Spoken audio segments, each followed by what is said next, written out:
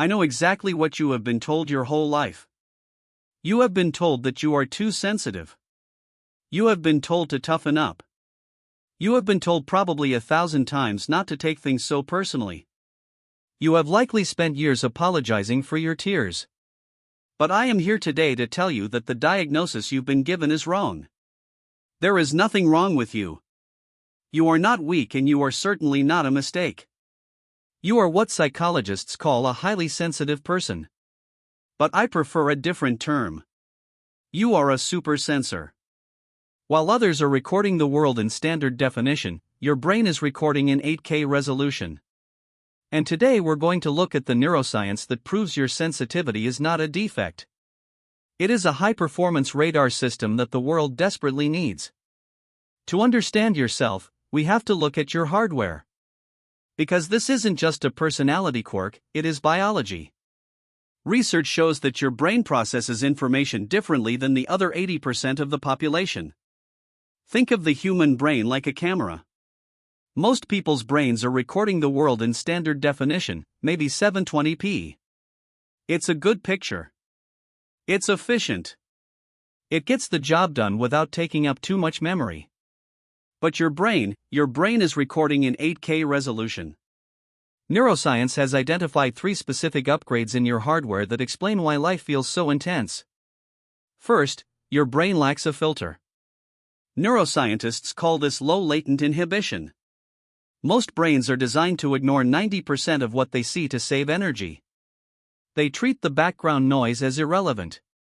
But your brain treats everything as relevant. You process the texture of the chair, the hum of the refrigerator, and the mood of the person sitting next to you all at once. This is why you get overwhelmed. But it is also why you notice the beauty, the patterns, and the solutions that everyone else misses. Second, your mirror neurons are hyperactive. These are the neurons that allow us to empathize. But for you, you don't just understand that someone is sad. You physically feel their sadness in your own body. You are not imagining it. Music, your brain is literally simulating their emotional state. You are an emotional sponge in a world full of spills.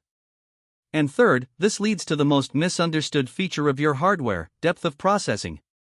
Psychologists call this the pause-to-check strategy. In a conversation or when making a decision, you might feel like you are slower than others. You might beat yourself up for hesitating or overthinking. But here is the science.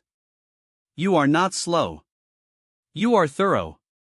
While others are engaging in shallow processing, just reacting to what is right in front of them, your brain is engaging in deep semantic encoding.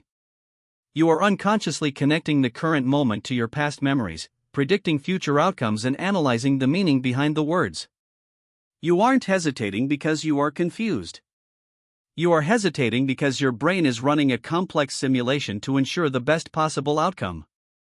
That is not a bug. That is high computation. Now you might be asking, if this makes life so hard, why did evolution keep this trait?